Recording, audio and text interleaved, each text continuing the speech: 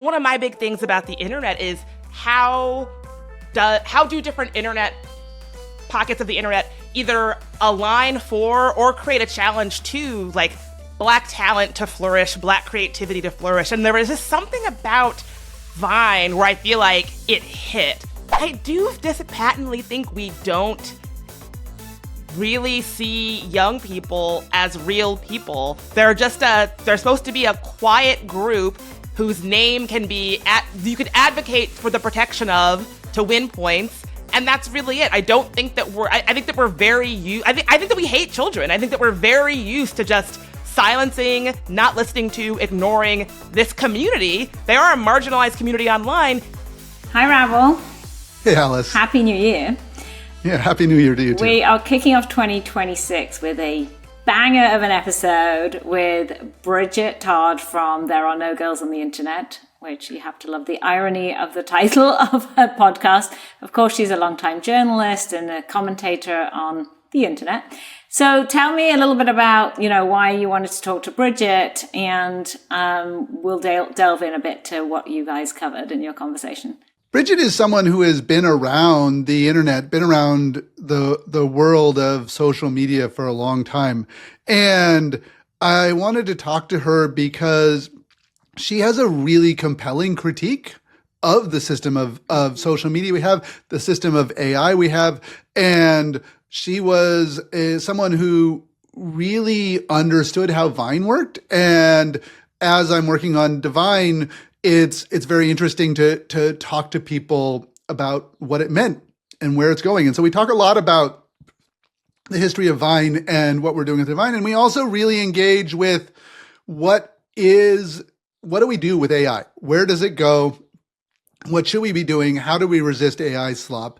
And finally, we get into the idea of regulating the internet. We talk about this movement to ban minors from social media and how it is not the right way to solve the problem. It's not the right way to regulate it. And so we talk about the way in which we can protect kids, the way in which we can make the internet safer as a collaborative process. And so nothing about us without us, this disability rights slogan comes up a lot as we talk about the ways in which the internet got to here and how it can be better. Yeah, and I think it's so timely to talk about, the way children should be given the opportunity to learn how to be on the internet, and just simply saying, they're banned isn't the right way forward. And you and I are both parents, and, it's really interesting to see how our kids learn how to regulate themselves. I mean, of course, there's terrible stories and tragedies happen, and nobody wants that. We can all agree on that. But I think, as our previous guest, Pam Wisnesty, said, we don't just hand someone the keys to a car when they turn 16 and say good luck. So why is telling them they can't be on any of these platforms or use any of these apps until they hit a certain age? They're not going to know any better just because they, the clock turned midnight one day, Absolutely. So with that, let's take a listen. I have Bridget Todd here on the podcast. She is a podcaster with There Is No Girls on the Internet. She's a fellow at the Berkman Klein Center at Harvard on Internet and Society. She's worked with Mozilla, worked in tech, and a commentator. And the last time we met was at 3 a.m. at a bar, in a hotel bar in Barcelona, where we were showing up for Mozfest. And so it was almost like that conversation by the bar could have been this podcast. So now we get to actually record it and put it on camera. And so I'm so excited to have you, Bridget, and get to talk to you. I'm so excited to be here. I had the exact same thought about that 3 a.m. Barcelona bar conversation. If we had had a recorder, could have been a podcast. Would have been very interesting. Since then, I took this thing I told you about at the time, which was like, I'm going to try and relaunch Vine, and I'm going to do this Divine thing and everything else. And it got a lot of people's attention. But you are someone who has been, a commentator on Vine. You studied it, you wrote about it, you were really insightful about the way in which creators interacted with the platform, the way it shaped internet creation, and also the way in which the interaction between the Black creator community, the Black social media community, and these platforms. So I wonder if we could just start from there and we'll go on to a bunch of other topics. Oh my gosh, this is my favorite topic in the world. Y'all are not ready for how much Vine meant to me. I was truly obsessed. It was probably, you know how you get that social media platform that kind of becomes your platform happy place? Vine was the last time that I truly feel like I had an internet happy place. So yes, please, let's talk about it. Vine is this thing that become this sort of lost nostalgia where people are like, oh, there's these 6-second videos and we're viewing these repeats and everything else. But it was also the first place that video became central, that it went from text to video, and that creativity became viral in a really new way.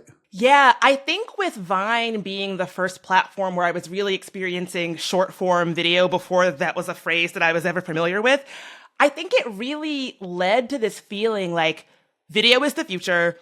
Video, especially like the looping, very short video, it's this avenue for creativity in this way that I had never seen. And I think, one of my big things about the internet is how do different internet pockets of the internet either align for or create a challenge to like Black talent to flourish, Black creativity to flourish. And there was just something about Vine where I feel like it hit. And it's interesting to me now because I'm not the biggest consumer of short form video these days. I'm on TikTok, I'm off TikTok, I go back and forth. But the way that Vine made me think, oh, video is this ethereal, creative, like unique thing, to where I feel like today in 2025, I almost experience short form video in the opposite direction. It feels like a bit of a slog where, yeah, Vine, it just felt like something new. Yeah, I mean, it was very new and it was very fresh. And also people weren't attempting to just figure out how to game the algorithm because it wasn't driven so much algorithmically. It was driven by building up an audience and having people be able to follow stuff and having real humans do the curation and the reposting of stuff. There's this idea that, okay, so we had blogging and we had Flickr and we had Vine and early Twitter and all these things. And then the internet went wrong. But that's not quite right because it didn't just go wrong. We had this cycle of creativity and then panic and then control and then, capital extracting all the value. If the internet didn't go wrong, what happened? I think when we're talking about Vine specifically, and I would not call myself an expert on what the internal mechanics of what happened there, but I think the thing that made it a platform that I loved also made it a platform that was difficult to kind of fit into today's internet landscape, right? It wasn't super monetizable. It was kind of hard to turn a profit from, I think. I think the people who were showing up there, the way that the content that showed up there was so off the cuff, weird, offbeat, these quick little peeks into people's real, authentic, true lives. It's a lot harder to attach a monetary value to that and like monetize that. So that's the thing that made me love Vine. And I wonder if that's not the thing that made it a little bit hard for it to fit into today's technology landscape where it seems like so much of it is like, how can we extract? Like, how can we make revenue from this? How can we market this? I just think that Vine was a little bit of an outlier. The things that made it good are also the things that made it like not really fit in sometimes. Vine, the original Vine never made money. Like they never figured out a way to run advertising or charge for pro accounts or any of the other ways in which people made money. It was a very powerful platform. And, in your work, you've sort of tracked, how do platforms generate power? What do they optimize for? Platforms aren't neutral. They're choosing in growth and engagement, or they're choosing, algorithms that keep you in diet. Like what happened with platforms? If you as like a commentator, a consultant in this and as a user? Yeah, I just think, so my understanding is that with Vine, a lot of creators, particularly marginalized creators, got to a point of saying, this is great, we're having so much fun, but what is this really? I think the question of, and again, I don't want it to make it sound like these are people who were looking for a payday, but I think that there has to be an incentive for folks to show up there like in a real way. And I just think Vine never really figured out that sauce, right? I think that like the creators that got big on Vine, who I'm very empathetic to, of like, what would make you continue to put your labor and your talent and your creativity into this platform if genuinely there's not much you can get back out of that? It's funny because just earlier I was saying, oh, so much of the internet is extractive. How much money can you get out of it? And that's bad. But I also, on the flip side, what is the incentive to keep showing up to these platforms again and again and again when like there's no real way for you to benefit from that behavior, right? And so I think that like something about that equation, the math wasn't quite mathing. Yeah. And so Vine shut down at the end of 2016, beginning of 2017. Now we have an entire world of social media apps. We have an entire world of video apps. We have massive monetization. It is a multi-billion-dollar industry. What have we learned from that? Like it's come to dominate culture. It's how people reach an audience. Yeah, I mean, I think part of it is that all of us are hungry for what feels like real, authentic connection and conversation. I hate to use the word content, but I guess I will. I think that Vine, there was something about it that really facilitated that. I ask myself this all the time. TikTok is also short form video content, right? I've seen TikToks that are as short as Vines were. Why does it not hit the same way? And I just think that what it taught me is that people are looking for something that doesn't necessarily feel like they're being sold to, that feels like this is a genuine peek into my actual lived experience, and you can sort of, connect with that in some way. And as we kind of increasingly go into this landscape of AI, I'm really curious what that's going to look like, because there was a time where short form video content of animals doing cute things, that was how I reset my brain. I just want to watch some bunnies doing something cute. With AI, I feel like cat videos on the internet. Yeah, cat videos on the internet. Well, enter AI into the equation, and now I'm like, I can't trust that any of these are real cats doing cute things. It's completely turned me off of a kind of content that I've been enjoying for like decades, because I'm like, I feel like every time I see an animal video, it's an exercise in my own critical thinking of whether or not this is AI generated. And so I'm very curious to see what this means for the video content landscape more broadly. Yeah, I mean, I think people don't realize how unsettling it is to constantly having to question the reality you're perceiving. Yes. The social media was built on the idea of this sort of this authenticity, this participation that you get to be in people's lives. And we know that, yes, there's a camera there. Yes, there's recording. Often people are editing. They're trying to put together a story, but it was like you felt like it was authentic and you wanted to believe it was authentic. And now with the AI generated content, we're like, is it still human? And like, can I believe anything I see? And that's just incredibly unsettling. It's blown me away how strong the disconnect is between the Silicon Valley discourse, which is convinced that AI is this amazing thing and we're about to, achieve a new era of super intelligence, and everybody else's reaction, which is abject horror.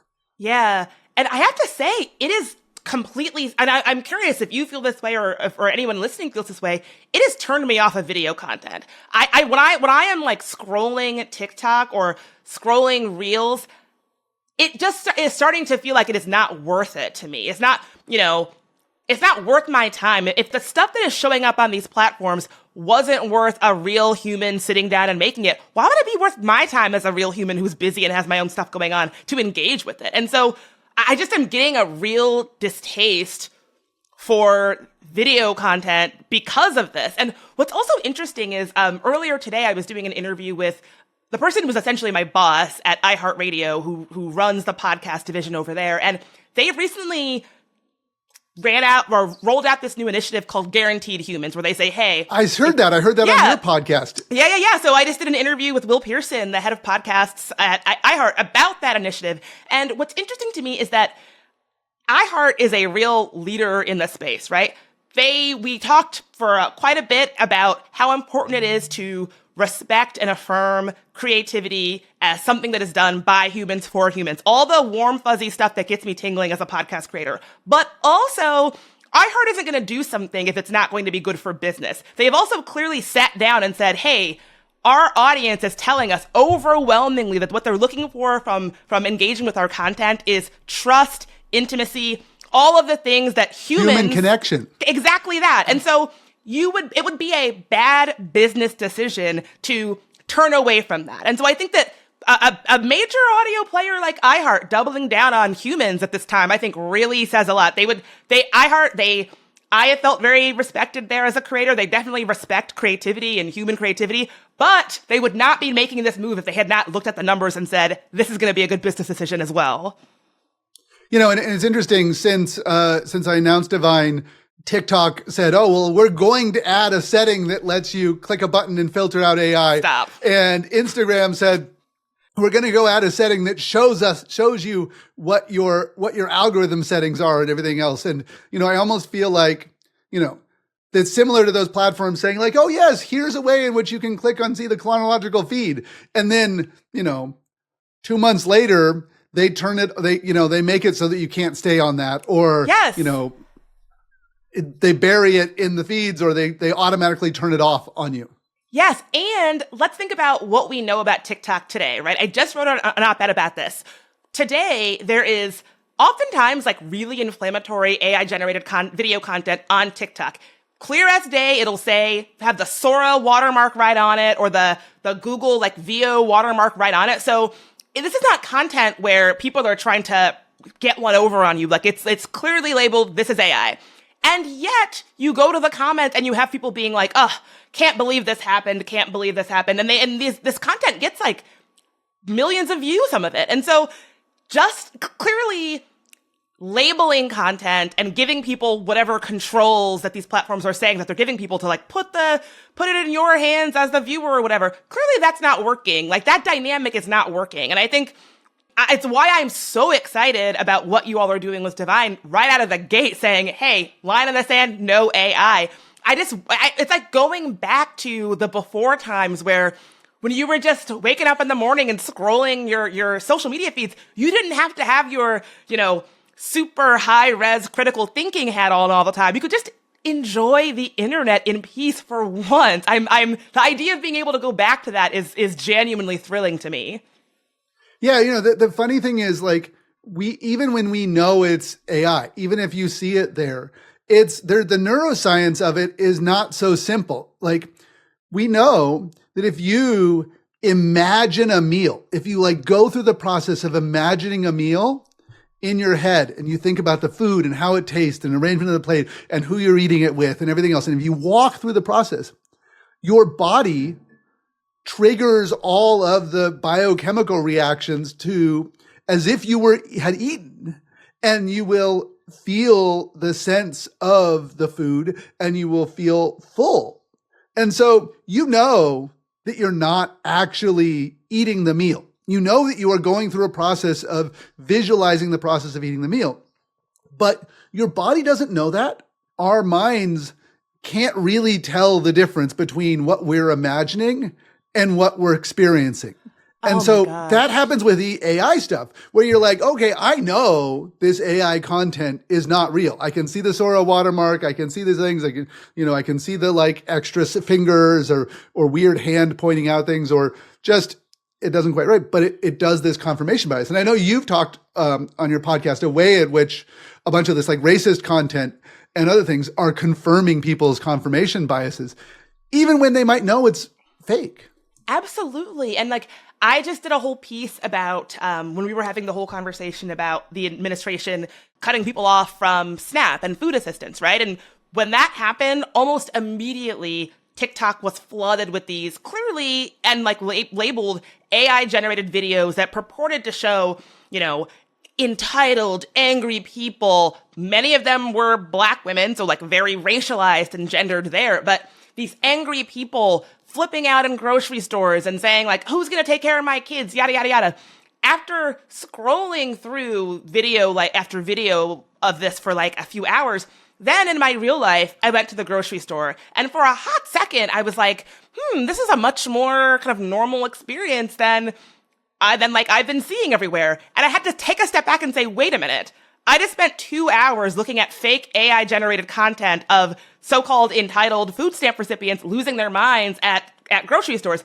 That was all fake. That was fake AI generated people for me to be mad at in my head. But I still had the physiological response of almost expecting to see that when I went into my local grocery store in real life. And yeah, it makes so much sense that we have the same kind of physiological mental experience of something, whether or not it was AI generated. Like you feel it in your bones in a kind of way. You internalize it.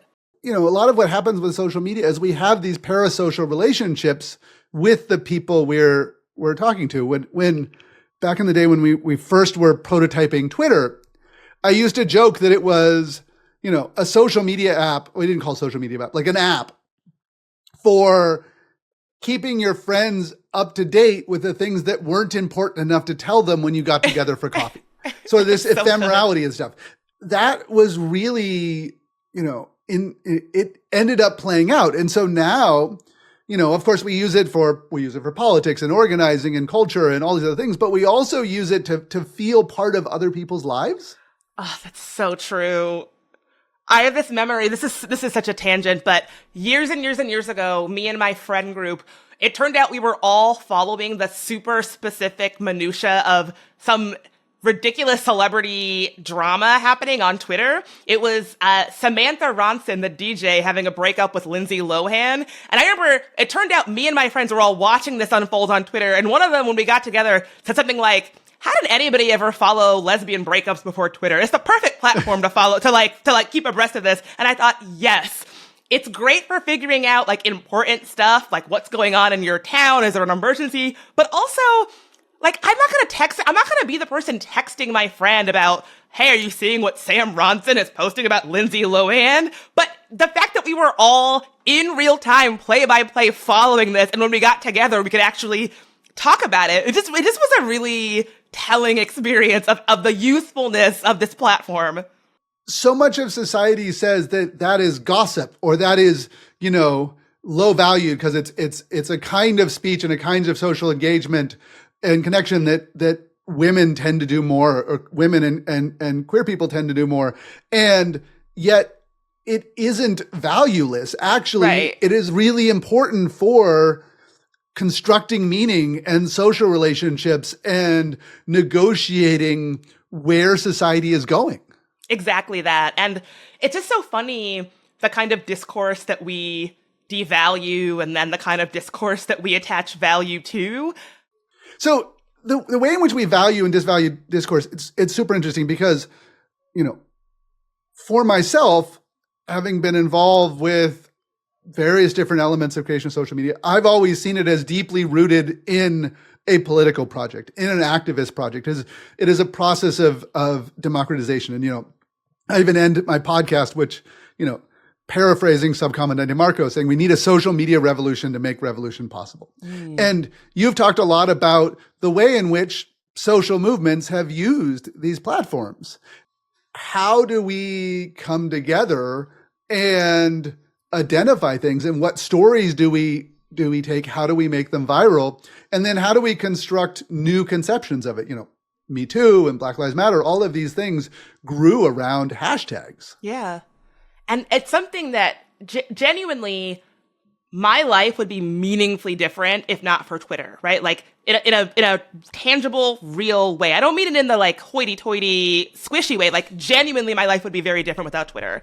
And I am a little bit concerned because I wonder, in today's tech landscape, could the next Me Too, could the next Black Lives Matter, could those same impactful movements take off like they did in today's tech landscape? I genuinely worry if the next iteration of a social movement that could be changing the life of a version of me, that's 10 years younger is not going to happen because of what our landscape is like today. And that's the kind of stuff that kind of keeps me up at night. Yeah, like how do we go from outrage to organizing? Mm-hmm. Because, yes, there was outrage. Yes, there were viral stuff. Yes, that stuff's been there. But social media that wasn't quite so algorithmically driven and that included a stronger conception of follower relationships, it had problems. It was harder to build up an audience. It was harder to be discovered, but it made taking things from outrage to organizing easier. Absolutely. And I feel like today, outrage is everywhere. There's always opportunities to be outraged online. I have been outraged just since I woke up this morning. I have been outraged no less than a half a dozen times. But that second part, the organizing, I feel like that's the thing that is having a harder time breaking through. And you're absolutely right that I don't want to get too nostalgic, like the earlier days of the internet were perfect. Just so happens those are the days that I was coming of age on the internet. Isn't it funny that in my mind I'm like, oh, it was all great. But I think that we kept the outrage, but then lost the thing that was said, that was like, okay, so what are we going to do about this? Okay, what's next? Okay, who's starting the Google Doc? Or what's the action that we should take in connection with this outrageous behavior that I feel in my bones? Because outrage is just the inspiration. And I feel like so much of what we have is a set of outrage behavior, which is like, there's a lot to be outraged about. But in some ways, the outrage is driving off of moral panics. It's, we've got AI-driven slop that plays on people's outrage that isn't even based on things that are real.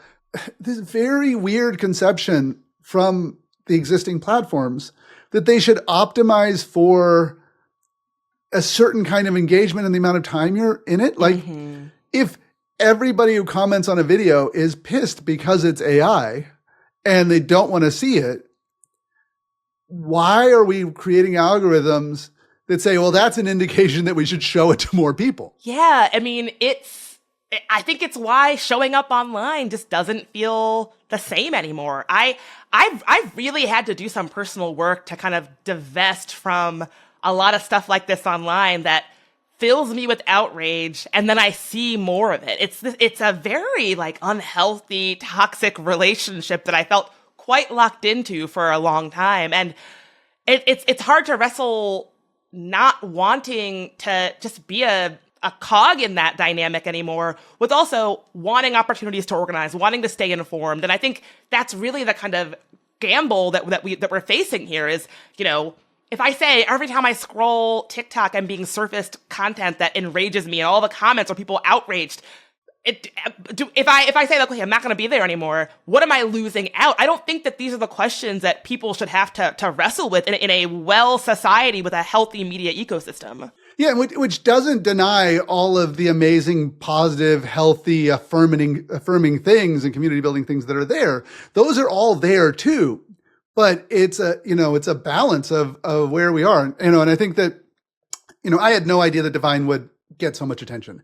I thought it'd be interesting to people who were interested in internet history, and that people who liked watching old Vine compilations, and it's blown up. But before this, most of my projects have been very serious projects that were trying to do all of these things that a encrypted version of Facebook groups, or, collaborative stuff where you have the right to exit and you have all of these sort of very positive rights of how we do it, and thinking about how we organize. And then Divine comes along and I'm like, just fuck it. I'm just going to play with the videos for a while. And it clearly struck a nerve. Mm-hmm. How do we make that so that it does lead to people organizing? It's such a constrained medium. How do we not get it stuck? What do I do as designing it so that we don't repeat those mistakes? It stays fun. It stays playful. It stays viral. It's not, eat your vegetables, but it also isn't end up in a rage factory or just endless scrolling so you click on the ads. I mean, if I knew, I would be a billionaire. No, but and I think even the fact that you're asking these kinds of questions makes me feel like you're sort of on the money in a kind of way. I think the thing with the spirit of Vine was so what you just said. There were experiences. It's utter chaos. It was chaos. Like in this conversation, I was thinking back to what my favorite Vine is, and it's the back at it again at Krispy Kreme. There is no more chaotic moment. That is like, if a Vine could win a cinematography Oscar, that one should win. Like, chaos.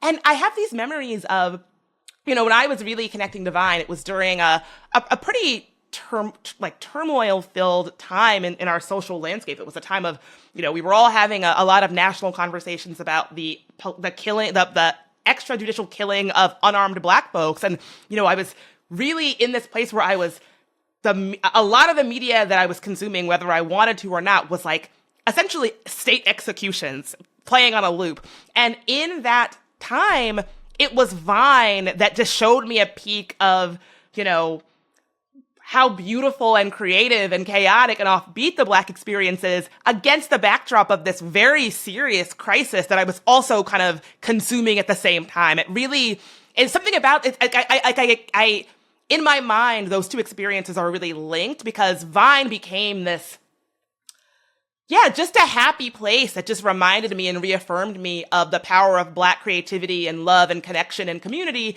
at a time when that felt so fraught, also from the different kinds of video content that was being surfaced, oftentimes involuntarily. Yeah, because there's the things you choose to follow and the things you choose to do, and then there's the things that you get pushed, and we're having this sort of massive context collapse in these things. And, the weird thing about going so short is it's not a medium of context.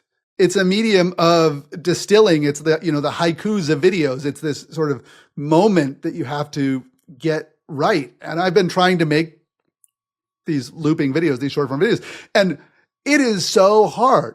Like, something that seems simple, what the creators are doing, how they're editing and shooting and communicating and everything else, to be able to make that work in 6 seconds, or even the longer form videos that we have on YouTube Shorts and Instagram and TikTok, we pretend it's not incredibly difficult to figure out. But making the humor work in that way is a real talent. Oh gosh. I mean, this is why I'm a podcaster, because I am loquacious. Why say it in 6 seconds when I can say it in 65 minutes? I do not have but you're so right. The people that did it the best and do it the best make it look seamless. And so you don't actually see all the work and machinations.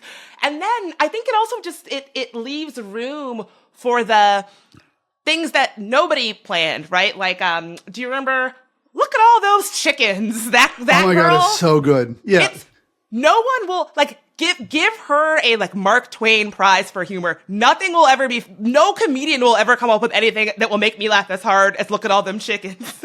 But, I just think it's a platform that lended itself well to, if you got it, you got it, and you really knew how to make that medium shine for you, or these little weird happenstance things that probably nobody planned, but just happened to work so perfectly for the platform. Many years ago, I lived for a summer in Rome, and I was right in the center of Rome. And so I had this apartment on street level, and I would sit there, and all of these tourists would walk by constantly. All day there were tourists. And you would only hear the length of conversation that could happen as someone walked in and then walked by and walked out of something. And that, for me, is so much what, some random, these Vines are like, because it's okay, now I'm going to construct a story in my head about who these people are and where they're coming from, and the before and after of this, 6 seconds of conversation. It's that chaos is fun, and the internet doesn't need to be edited. CapCut is amazing. You can make all these videos. We have all this talent and everything else, but it gets back to that authenticity. It gets back to the AI generated content, which looks beautiful. Part of how we notice something is AI generated is it uses cinematographic, camera techniques of zooms and pans and gets the focus angle right, which you don't do on your phone. So first of all, I think you just broke my brain a little bit because it's so true that in Vines, they're so short that I, the viewer, am doing the work of filling in the stuff that's not there, the before and after. And there's something about that that makes it like the content is sort of happening in your head in a kind of way and not happening on your screen in a way that absolutely works. I never put that together before, but I'm thinking back to my favorite Vines and I'm like, oh, haven't I actually constructed a little story about why they were filming this and what happened before and after? And that's what I'm really also enjoying. That's part of it. But I also think you're so spot on about the AI bit because I watch these AI generated like Coca-Cola commercials. And remember when you were a kid, when it became Christmas time, they would have the different Coca-Cola commercials, whether it was the polar bears. Those were commercials. When I was a little kid, I would be like, oh, it's the Christmas commercial. The AI generated versions, they have all of the machinations are supposed to have, the sweeping cinematography, the views. They just don't make me feel anything. There's something about it where I'm like, when I was a kid, I would get excited and point to the polar bears on TV. This has bears in it. It's a Coca-Cola commercial. It has all the trademarks and the hallmarks of the Coca-Cola commercial. I just don't feel it. Something is like missing from those kinds of ads. AI is generated with the sum total of human creation. Like everything that they can find, they fed into these large language models and then they've regurgitated it. And so the studies about people using these large language models show that if you use them for work, and in the area of work that you're using it for, you are doing lower quality than the median, sort of however you objectively do it. The AI can help bring you up to the median level of work. But if you're amazing at whatever you're trying to do at it, the AI doesn't help you very much. And so what we're seeing is like, it'd be quite useful for folks who are doing some sort of routine level of work of bringing them up into the median level of work potentially. But the amazing things about culture aren't the mediocre. They're the spectacular. They're that unbelievable talent. They're that uniqueness. They're that humanity. And by its very nature, it can't do that because it needs to be composed of everything. Yes. And when we think back to some of the videos that really broke through, they're so steeped in that humanity, that instant humanity. I'm thinking about in 2020 during the height of COVID, the video of the guy skateboarding and drinking a massive bottle of cranberry juice and listening to Fleetwood Mac. It's the simplest thing in the world, but yet it was so easy for all of us to connect to his humanity and his humanness. I never met this guy a day in my life, but I get him. I get the situation he's in. I get the feeling that is trying to be conveyed. AI just can't do it the same way. And I think especially right now, that's what we're craving. We're craving experiences that affirm us in that shared humanity, the shared feeling of I have never skateboarded while drinking a big bottle of cranberry juice and listening to Fleetwood Mac, but I understand what is being conveyed here instantly. I feel it. You can connect humanly. One of the things I think is interesting is, people talk about OnlyFans. It's this massive site. A lot of it, most of it's porn. Some of it's not porn. And what people think when they think of something like OnlyFans is they think that people are paying for access to see porn, like special porn, or, you can pay for the creator to do something special and everything else. But what people are actually paying for is the human connection and the parasocial relationship.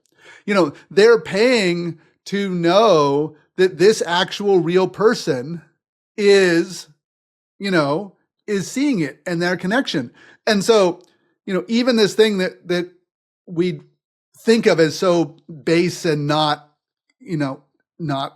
socially significant, what people are doing for is they want that social connection. They want to be part of something.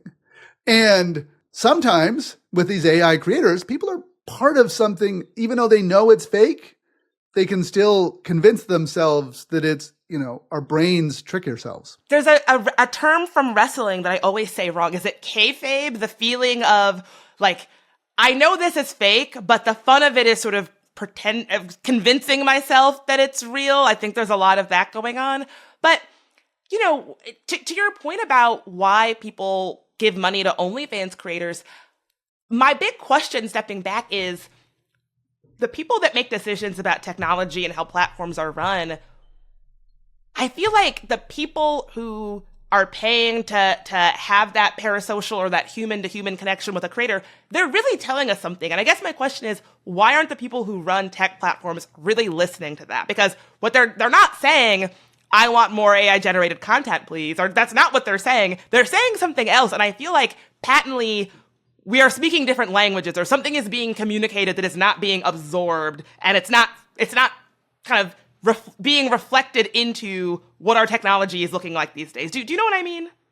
Yeah, absolutely. I mean, I think that I've thought a lot about like, okay, why there's such an overwhelming cacophony of people saying, don't give us this. And what the platforms are doing is just doing more and more and more and keep talking excitedly about it. The press conferences where we're like, Sora, it's an AI only platform, or Meta AI or Grok AI. It was like, wouldn't it be like the platform companies are just going on and on about like, wouldn't it be amazing if there were no people here? And the people are like, what the hell? Like, and the disconnect is profound. And I think it comes from one, the vast majority of people who are building, designing, creating these platforms are, on the autism spectrum.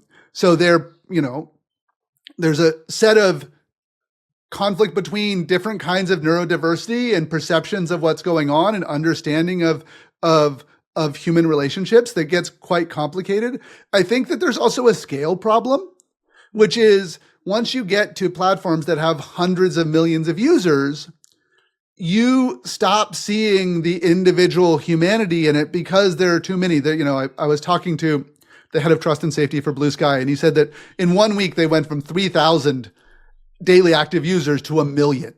Wow. And they started getting 250,000 support tickets a day.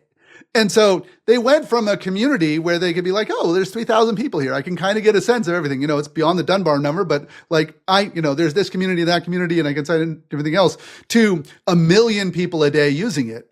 And now they've got 40 million users. And then you start seeing just the overwhelming flood in the crowd and you lose track of the people in it. Yeah, that makes a lot of sense. And I think stepping back, if we're going to really build a meaningfully different, healthy internet landscape, it probably will take challenging some of these built-in notions of what success looks like, right? Like maybe success doesn't look like having more people on your platform than you can meaningfully, treat with intention and care. It's no surprise that a lot of people are telling me the spaces that they're really enjoying showing up online are smaller spaces, more curated spaces, more intimate spaces, more private spaces. And I can't imagine that's a coincidence. And so I think really rethinking or having a big think about, how some of these notions show up in the technology that we're using could really serve us.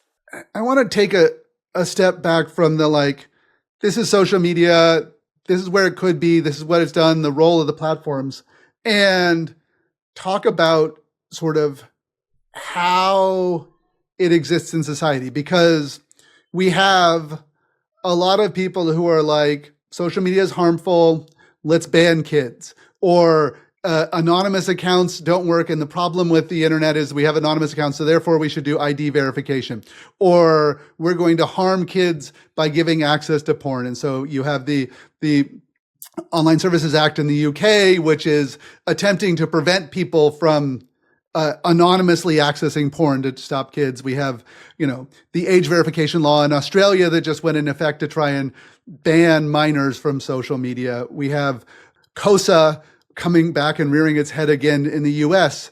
And these are laws that could fundamentally change how the internet, how we communicate, how social media works. And I know that you've talked a lot about that and done work on this.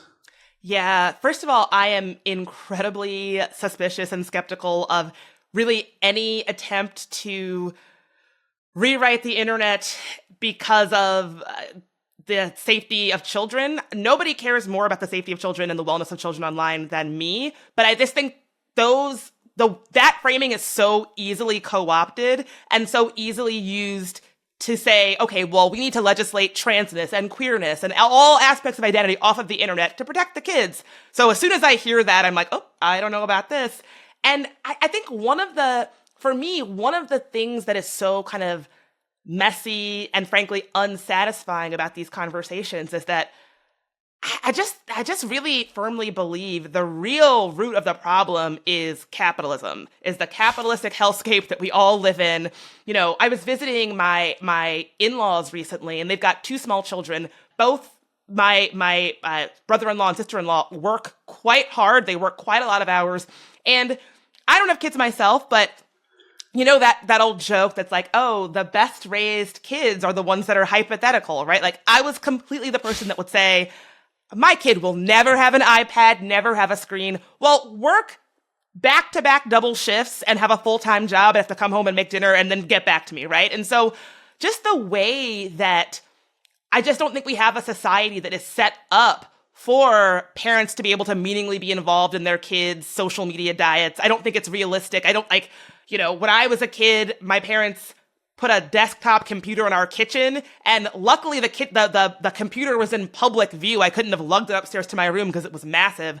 But the landscape has really changed, and I think that the expectations of parents to be able to help their kids understand what the landscape looks like now and safely explore that landscape in ways that are age appropriate and like right for the kid, I just don't think we're set up for that. I think it's like tech leaders have built this landscape where teenagers have a smartphone in their pocket and have access to all of the internet. And if that goes wrong, well, where are the parents? It's up to the parents. It's like, well, the parents are at work. So I just think that like we have to have an honest conversation about some of the societal pitfalls that are keeping us from building a tech landscape where kids can actually safely explore. And have a real conversation about how do we make these things safe and the diversity of the internet and what do we do? And in the case of, these age bands, you can't just verify kids. You have to verify everyone, because how do you know? And if we kick kids off of the established platforms, they won't stop communicating. We have examples of kids building a social network in, NPR, like podcast, financial NPR podcasts where they're finding the comment threads and then they're having their social media experience there, or inside the comment threads inside Google Docs. I mean, it's like we are so wired to be social creatures that we will create a social space anywhere that we can, and that the solution shouldn't be to try and prevent people from having digital social spaces. It should be, how do we make it so that people have agency, that we have accountability? Absolutely. And yeah, I mean, the legislation that it's like, oh, kids can't show up. Kids are wily. They're crafty. Anybody that's been around a young person, they're going to figure out a way. You know what I mean? It's like I just feel like we're not having an honest conversation about just agreeing to reality about what's going on. You know what I mean? It's almost as if the folks writing this legislation or advocating for it, like, don't remember what it was like to be a teenager. Yes, that's exactly how I feel. They'll just abide by this law. They're not going to do anything to get around it. No. And there's a sort of an idea that somehow, oh, well, back in my day, these weren't these problems, and we didn't have problems of, there weren't all these things of bullying or teen suicide, everything else. And if you look at it, like teen pregnancy, drug and alcohol usage, dropping out of high school, those were all much bigger problems before we had an internet that let people connect. Yeah, that's such a good point. And again, it gets back to the idea of it's so easy to fall into this false nostalgia where you just put that blur feature on the past and everything looks rosy and good. And that's very convenient. It doesn't make it true. And every time we introduce a new technology, it has this way of inducing this moral panic. Is it comic books? Is it cable television and MTV? There are articles about the emotional distress and moral decline of teenage girls due to the introduction of the bicycle. Like there were people, like, the bicycle was a very controversial topic because it empowered young people, and especially young women, to leave the home and travel to other places in a way that didn't make them as vulnerable to harassment. And so it gave them agency. And so there's all these, newspaper editorials and everything else about how we should restrict young people's access to bicycles because it's causing a moral decay. And the amazing thing is, every time it happens, we get the exact same arguments. Yes.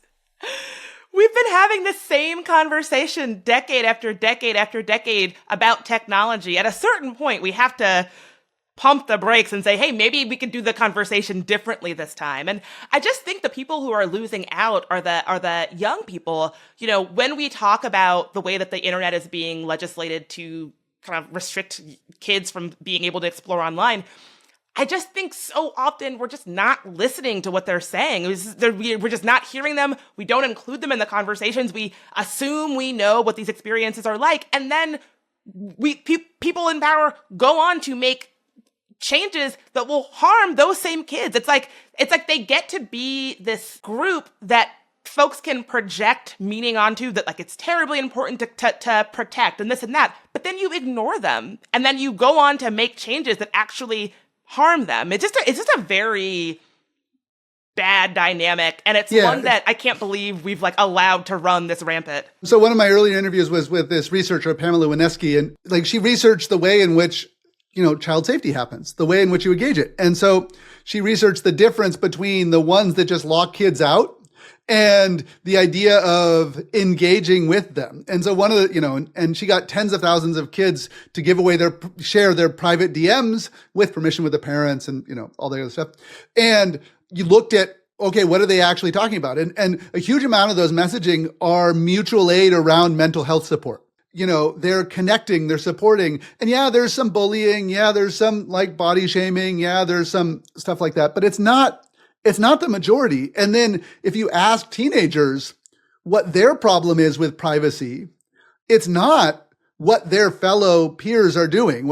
It's this thing called sharenting, which is like parents oversharing. That does not surprise me. And so we have this thing where we're like, okay, in New Zealand, there's this, before 16 campaign, and they want to ban social media before 16. And they proudly announce that it is by and for moms, and only moms are leading this. And it's like, they're proudly announcing that they've never talked to a teenager about this. And they're like, well, we talked to moms and we talked to psychologists and we talked to teachers. And I'm like, maybe include the people who are affected by this. Goes back to the disability rights movement, which just says nothing about us without us. And yet all of this internet regulation is not including teenagers' voices. I do just patently think we don't really see young people as real people. They're supposed to be a quiet group whose name you could advocate for the protection of to win points. And that's really it. I don't think that I think that we're I think that we hate children. I think that we're very used to just silencing, not listening to, ignoring this community. They are a marginalized community online, making decisions that deeply impact them without them even being at the table, without even thinking that you should listen to them. These moms who are saying, oh, we're moms who came up with this, being proud of the fact that you didn't listen to kids and didn't talk to kids and include their voices meaningfully in this, I think really says a lot. And, I go back to my own early experiences online. I grew up in a pretty small town in Virginia, and the day that my parents brought us home the world's boxiest gray computer, I've said this before, it felt like getting wings. It was the first time that I realized there was an entire world out there outside of my tiny town. It was the first time that I, came to terms with my own identity as a queer woman.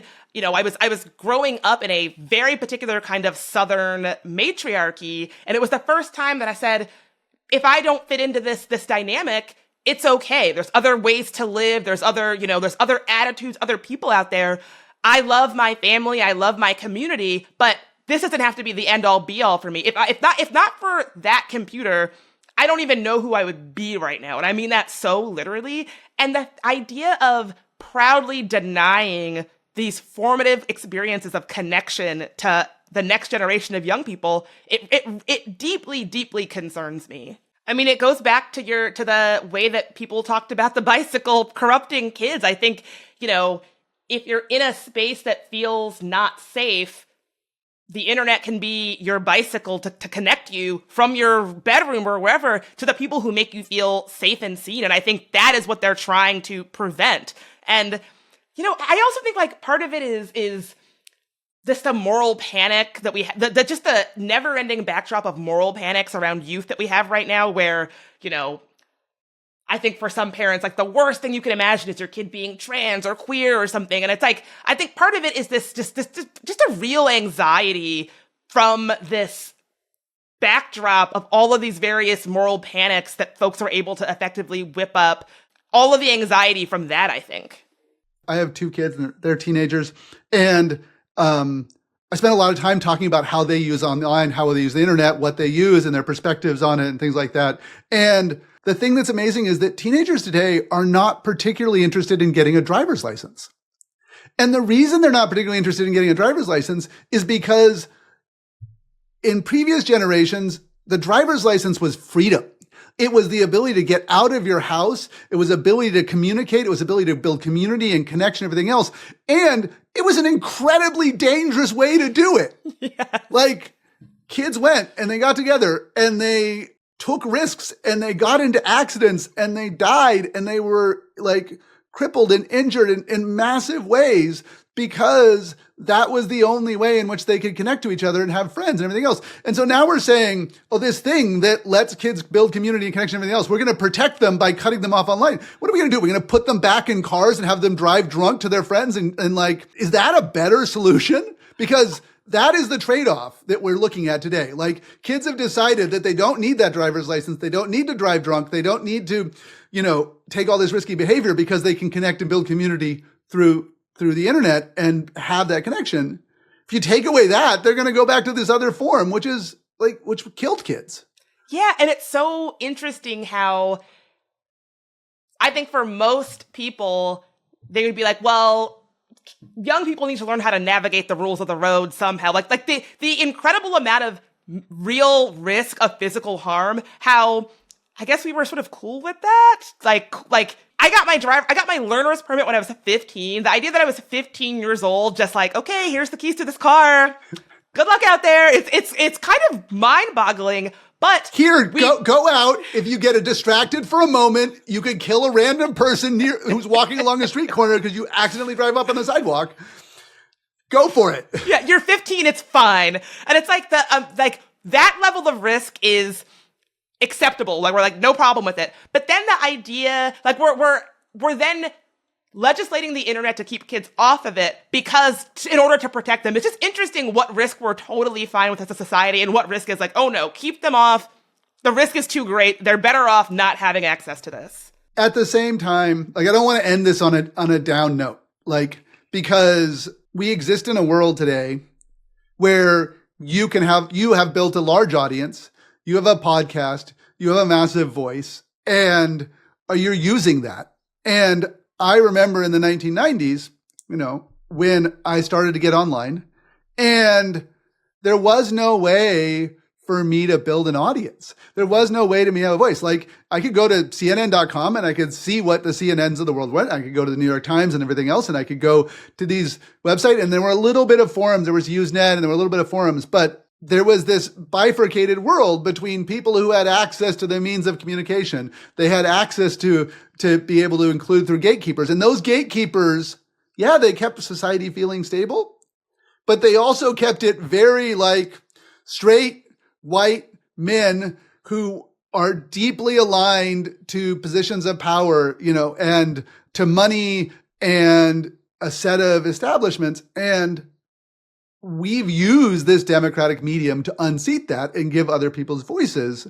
And we should celebrate that. And we should look to how do we move forward. And I love your podcast. I listen to it a lot because of the way in which it is It is a conversation. It is social. You get excited. You talk about gossip. You talk about politics. You talk about the internet politics, but you also talk about the social aspects of what you're doing, and you talk about yourself. So where do you want to take us on the internet? Oh my gosh. Well, first of all, I'm like touched. I'm like welling up. That's so kind, especially coming from you. That really means quite a bit to me. I'm excited about the internet and I'm excited about technology. I was just saying this earlier in an interview. I find myself critiquing it a lot, but I critique it because I love it. You know, it's something I never in a million years thought I would have a career where I get to talk about technology and the internet, the thing that like got me out of bed sometimes when I was young. And it's just so cool. And I guess where I want to go is, one, to a place where we have more voices in the conversation. Folks like Rudy Frazier, folks who are building platforms and rethinking the way that we think about technology and social media and what it can be. I want all of those voices at the table, and I'm seeing and hearing a lot of those voices, so I'm really excited. And two, I want there to be more people like us and yourself who are making decisions for technology and building technology who freaking love it, right? Because I love it. I love technology. All of my critiques about it come from a place of love because I love it so fucking... I can swear? Sorry. Because I love it so fucking much. I sometimes get the sense that the people who are making decisions about technology don't even like it. It's just a thing to be tamed and like power to be extracted from it. And I want to change that dynamic and just remember that this is something to be protected, to be appreciated. It's powerful, but it's also really good. And I just want to have more people in charge and running things who feel that way, because there's a lot of us. There really are. Yeah, and if we can build a future and a world together that's based on love and joy and based on humanity, that's a future I want to be in. That's a future I want to participate in. And, you know, the sad part about all of the reaction to the AI slop is it feels like potentially people want to reject all of it, and they want to reject the openness. If like the openness is too scary, and they forget that the Luddites were not against the technology. They were against the system of factories that drove and that closed the commons, drove them off the land, and put them in conditions where they died young and kids were forced to work in factories and they were injured and they did not have time off and they didn't get any significant portion of the benefits of the means of construction. And so Luddites weren't an anti-technology movement. They were a movement against the way in which the system of capitalism at the time was imposing that technology. And so if we think of what a neo-Luddite movement might be today, we need to remember that it's not anti-technology. It's about who controls it for whom and why. Preach, my friend. And I think today, the thing that gives me hope and joy is that there are so much more of us than there are of them. And by them, I mean people who are only thinking about technology as this thing that, you know, is to be extracted, right? Like, I think that there are so many more people who want it to be a force for good, who want it to be something that can be a force for joy and connection and humanity and all the things we've been talking about. There are more of us than there are of them, and that's the thing. I know we'll win this. I just know it. There's no way we can't. People who want things to be good, I think, really do in the end always win. Thank you so much, Bridget. This has been incredibly fun. I am a huge fan of all your work and all the time you gave for this, and I look forward to all the stuff you do in the future. Thank you so much. Thank you so much for having me. This has been a blast. Thanks again to Bridget Todd for coming on Revolution.Social. Our intro and outro music is a remix of the Italian anti-fascist song Bella Ciao, courtesy of White Records. This episode was edited and produced by Eric Johnson from lightningpod.fm. Our executive producer is me, Alice Chan, from Flock Marketing. To learn more about the Social Media Bill of Rights, sign up for our email newsletter, visit Revolution.Social. And for more interviews like this one, follow Revolution.Social on Apple Podcasts, Spotify, YouTube, NostusFountain.fm, or wherever you get your podcasts. And to paraphrase the Zapatistas Subcomandante Marcos, we need a social media revolution to make revolution possible. We'll be back next week. See you then.